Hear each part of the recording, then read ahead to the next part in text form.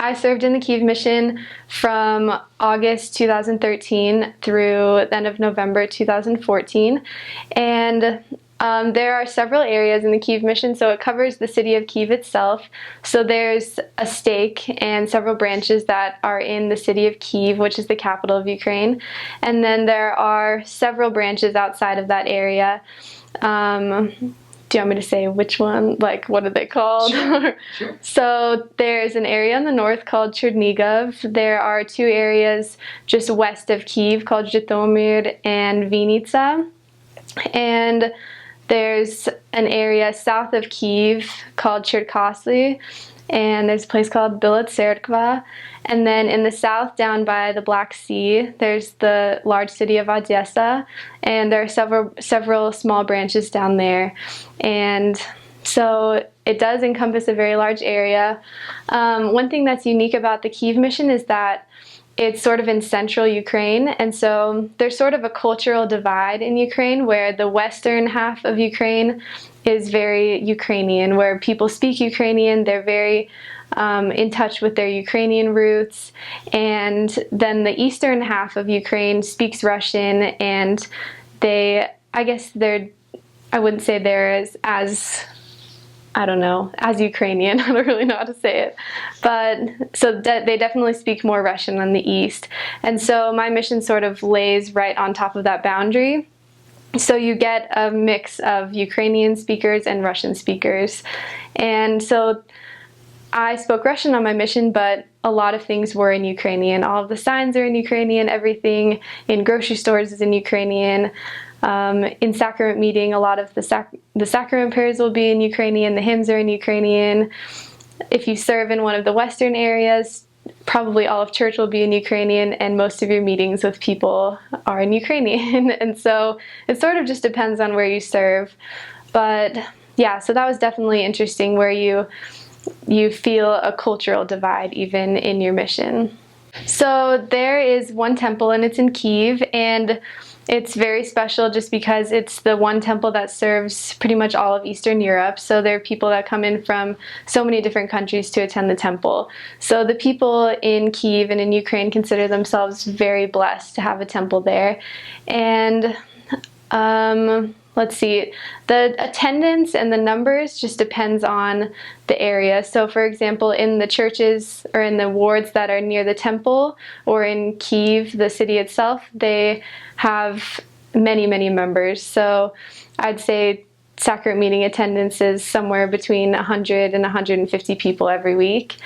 Whereas in the areas that are outside of Kyiv, it's sometimes 30 people, 40 people, maybe even less, just sort of depending on the week. So those areas are definitely have fewer members than in the city of Kyiv itself. But the religious feel is interesting because it depends on the generation of the people that you teach. So many of the people of the older generation either were raised to believe that there is no God, and they're not very open to the idea of there being a God, or they are Russian Orthodox or Ukrainian Orthodox, and that's definitely the predominant religion in Ukraine. And so they consider themselves Orthodox, but they don't really attend church or really practice their religion. And so that made for very positive experiences and also difficult experiences where people are a little bit unsure of their faith, and so they are searching for something because they have this new freedom where they are allowed to believe in God, and the government isn't really restricting that on them. But at the same time, some of them aren't really sure how to believe in a God. One thing that's actually pretty cool about the church history in Ukraine is that, so the church hasn't been around very long in Eastern Europe, and so once the Soviet Union, I guess, dissolved, I would say, Ukraine had much more freedom, and so the missionaries were able to proselyte in Ukraine and in Russia. And so it makes for very interesting experiences because most of the people that you speak with, you are their first contact with the church. They've never heard of the Mormon church, they've never heard about anything. So it puts a really awesome responsibility on the missionaries because you are their very first contact with the church. And so I don't know, I guess it just made us feel like we really needed to be friendly to these people. We really needed to love them and have them have a really good first impression of the church. And what I've heard is that from the beginning, when the church was just beginning to grow in Ukraine, it was growing very quickly. And as people were like receiving their patriarchal blessings, they found that like most of the 12 tribes of Israel are represented in Ukraine and in Russia as well, which is really unique.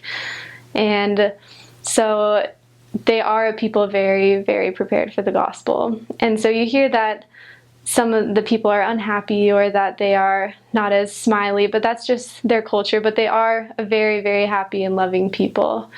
Tea is definitely a very strong part of Ukrainian culture. Everyone, whenever someone comes over to your house, you give them tea. And so that was definitely a struggle that people had. In the men, I would say smoking and drinking was definitely a problem. And with regard to the law of chastity, I think some people just don't see the importance of having a legal marriage where people will live together and they don't really see the point in having a document representing their marriage. And so they're committed, and once they understand the importance of the law of chastity, they are willing to get married and follow that commandment.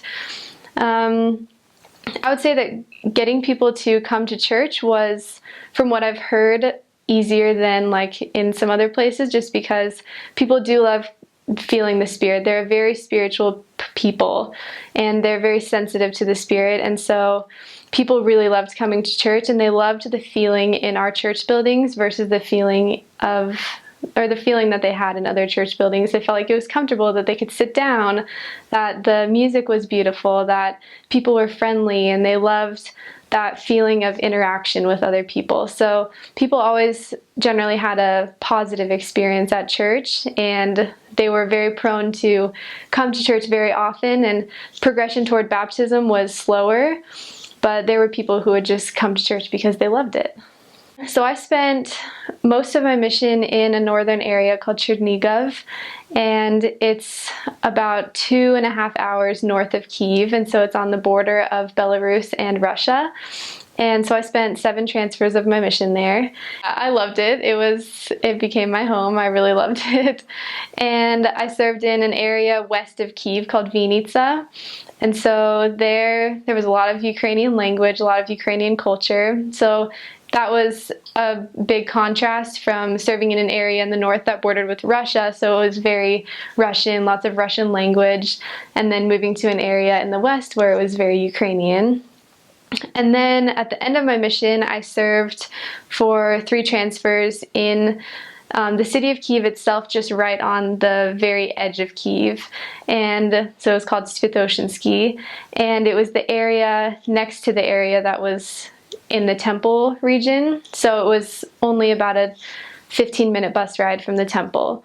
So it was really cool because every time we would go to the church to meet with people, we would see the temple on the way. And so that was a really special experience because it was a ward full of people who had been in the church from the very beginning, who were among the very, very first members of the church in Ukraine. And so hearing their stories and hearing about how they really were the pioneers of the church in Ukraine was a really, really cool end to my mission.